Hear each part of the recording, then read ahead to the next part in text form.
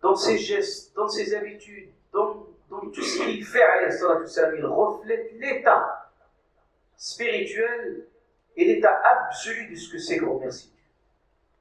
Surtout, subhanallah, surtout, vous trouvez toujours le prophète alayhi salatu wassalam, dans ses mots, dans ses gestes, toujours la reconnaissance de la gratitude envers Allah. Même parfois, il passait des nuits à prier, au point que ça chagrine même sa femme Aïcha radiallahu anha. Il lui dit, Ya Rasulallah, comment se fait-il? Allah Ta'ala t'a pardonné tous tes péchés antérieurs et postérieurs.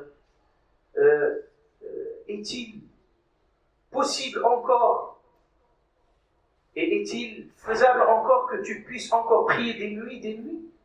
Pour quelle raison? Le prophète lui répond. La réponse, il lui dit, Afala akunu abdan shakura. Si Dieu m'a pardonné tout cela, faut-il pas le remercier? Le remercier en priant, en étant debout toute cette nuit juste pour lui dire merci. Avec le salat, la prière, le zakat, tout ce que nous faisons ne sont que des gestes de reconnaissance, de remerciement. Allah remercie ce qu'il nous a donné. Et quand il se réveille le matin, alayhi salatu wassalam, premier mot qu'il dit, Alhamdulillah. D'ailleurs, le premier mot qu'il a prononcé Adam, alayhi salam, c'est Alhamdulillah. Quand la vie a circulé, quand l'âme, il a habité son corps, c'est atténué, il a dit Alhamdulillah, pour remercier Allah subhanahu wa ta'ala sur le sens de la vie. Le prophète, quand il se réveille le matin, il dit Alhamdulillah, je te remercie Allah, que tu m'as rendu mon âme. Tu as rendu mon âme. Ça veut dire, dans la tête d'un croyant, c'est que la vie, ce n'est pas un acquis. Vous n'avez pas un contrat avec Allah subhanahu wa ta'ala pour qu'il vous donne la vie comme ça, indéterminée. C'est qu'il vous donne la vie, mais on ressent que cette vie-là, ça se prolonge de jour en jour.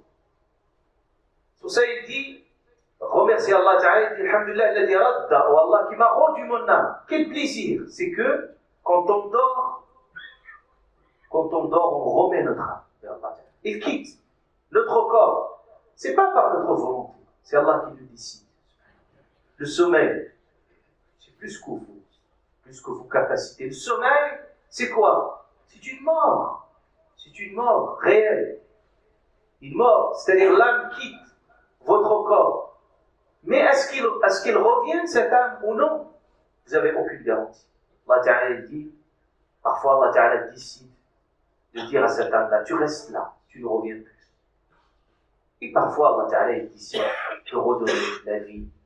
Et il dit, wa'afani fi badani, il regarde son corps, il voit que tout va bien, il dit, alhamdulillah, sur la santé.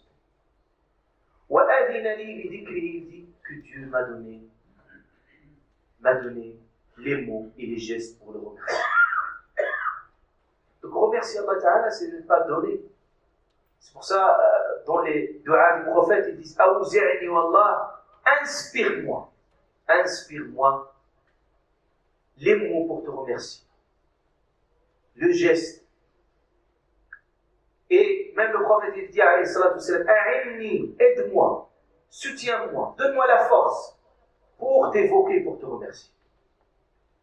Même Allah Ta'ala dans le Coran, il nous dit attention, ces bienfaits ne sont pas des acquis. Allah Ta'ala peut les priver, peut les prendre et les reprendre à n'importe quel moment s'ils ne sont pas à la hauteur de nos responsabilités.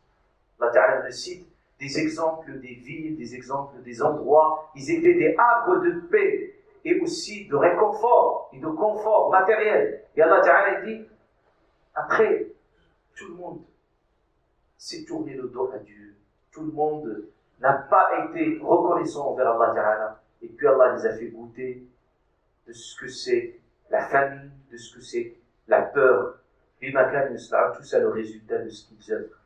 Donc pour nous dire, ça c'est un acte sur le plan individuel et collectif.